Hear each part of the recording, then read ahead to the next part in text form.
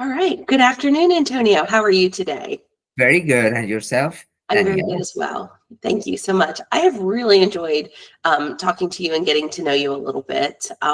We shared our love of hospitality. I understand that you worked for a all-inclusive property. And Mhm. where was that?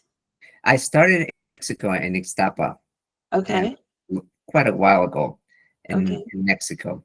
And then after that, since we have a resource all over the world, I started traveling with them inside Mexico and then outside Mexico, in the Okay. Caribbean, Asia, and Africa.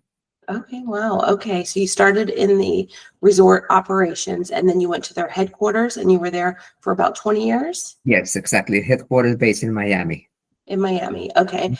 And then can you tell me a little bit about what you did when you moved to Miami? Okay, when I started in Miami, I was a supervisor, airport supervisor coordinator. So that was in charge of meeting and greeting that people were transferred to our resorts. At Okay. that time, we used to have a lot of charter planes, Mhm. but since the airlines changes between a lot of so we kind of stopped the charter planes because a lot of people were using their points to fly to the resorts. And Okay. also our system of working changed from being a week to everyday arrivals. Oh, okay. So it was a little bit of difference compared with other resorts. We were Mhm. week to week, not everybody can arrive during the middle of the week. Either you Mhm. arrive Saturday and Sunday and you leave next Saturday and Sunday. Okay. So, it was a transition for the company. And from Okay. there, I moved to the HR department, which I was in charge of the part of the resort. We have a mini club area for Mhm. children. So I was in charge of recruiting and manage the career of the people who were working already in the resort. And Okay. usually they stay for 1 year in each place, and then we move into a different place. Okay. If And you know, then, oh, continue, I'm sorry. Go ahead. if they want to continue. So that was part of my job at the beginning. When I Okay. And then, so when you say HR, like what does that mean to you? What were your HR duties that you were doing? Well, we had the needs to come from the resorts, whatever Mhm. they need. Then I will ask the recruitment to recruit the person. Then, like you said, we have an interview before with them, then with me and the HR department in the resort to Mhm. make sure that that person qualifies for the position.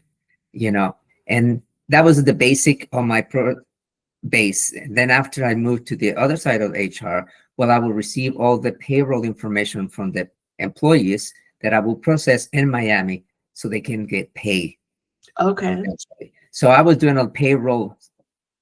I would not do the payroll, like I will get the information from, I was more like a data person. I will Okay. get information from them and I put that information in our system. Within that case, we were using ADP Mhm. or Payworks for Mhm. Canada. And I will put out information for the expenses, salaries, and benefits that they need to for the resort. Yes, Okay. it's a little complex because we have too many different nationalities and people and Sure. levels. So you have the people who used to work locally in the resort, and then we Mhm. have people who work coming from worldwide resorts to work in that particular resort. So it's like I pay the payroll is based directly for the US, Canada, and then I have the international Mhm. employees. They were different payroll, but it was due to the accounting department because I couldn't have access to the international accounts for the, Okay. you know. And then were you doing the onboarding, like getting them set up in the system? Because I remember you mentioned here, I have it written down, you Well, worked with Workday. like we use the system that Mhm. we, I forgot the name right now. You said Workday? Workday. Mhm. So after they log in, they have to we send them a link. So they Mhm. have to download all their personal information into the Mhm. link paperwork. Okay. And at the same time, they will receive information about the introduction on the company. Mhm. So it And was then like all their forms they had to all the fill out. forms and all this other stuff. It was already in their link. So the only thing they have to do is actually read it, which Okay. it becomes another problem with the new generations because they don't tend to read, they take Sure. their time. So it was kind of, or they don't fill out completely the information. So even though we get the paper, we will go over after and check to make sure that everything was complete. If it was not, we did it. I personally did it, Okay. refill everything, make sure that everything, if was something missing, I will ask him, hey, I need this information. Depends where the country we're going. We will Mhm. need some paperwork for the work visa. Oh, yes. Okay. And that it would take a longer time. Some people that say how long it would take, it say depends how long it takes for you to get the information that I want from you. Yes, of course. Okay. And then were you doing like background checks and all of We those did things? background checks too. Yeah, I have a very, and after that and everything, I worked with other co-workers, other Mhm. HR business partners. But at the end, I was the one doing the transportation. What I Mhm. mean, I will book their in our system. I will book their flight from their home to our resort, and Okay. I will, Gotcha.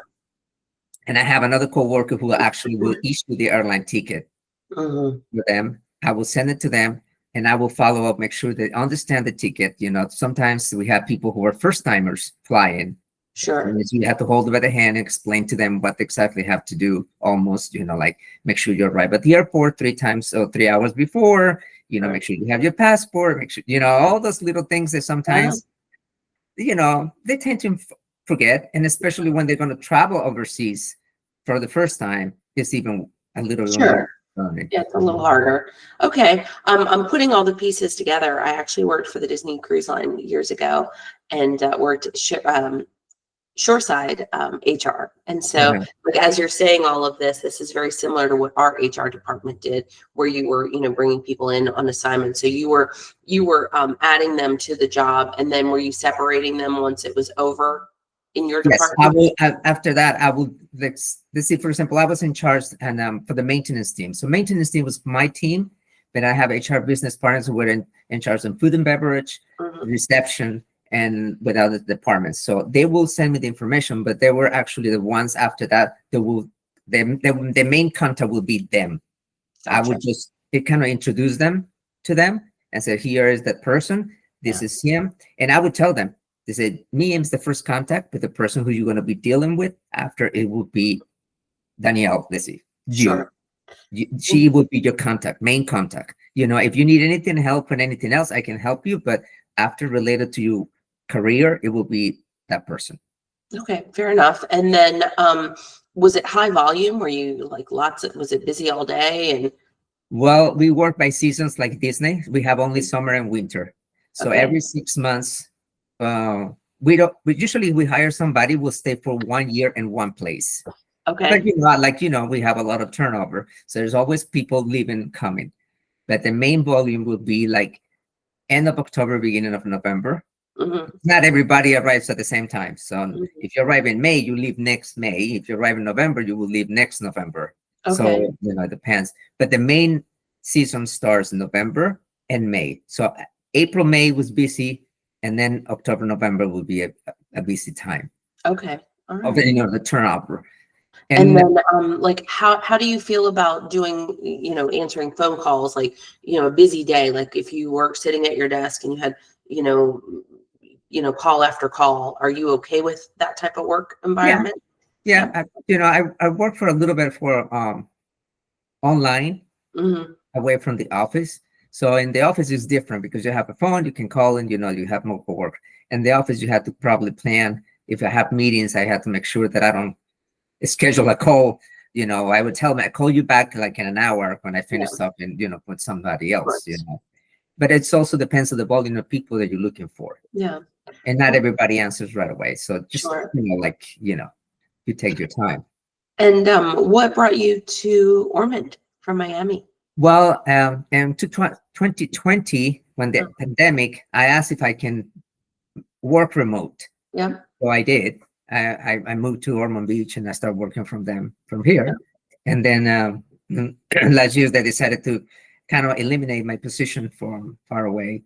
And Yeah. also they wanted to bringing people back to the office, and Yeah. You've already got all set up here. So, okay. yeah, I didn't feel like moving back to Miami. It's even though it's nice and everything, the traffic is terrible. It is. It's so busy down there. Yeah. Excuse me. Okay. Well, I'm going to go ahead and stop this part of the interview, but don't go anywhere. I've got a few more things to talk about.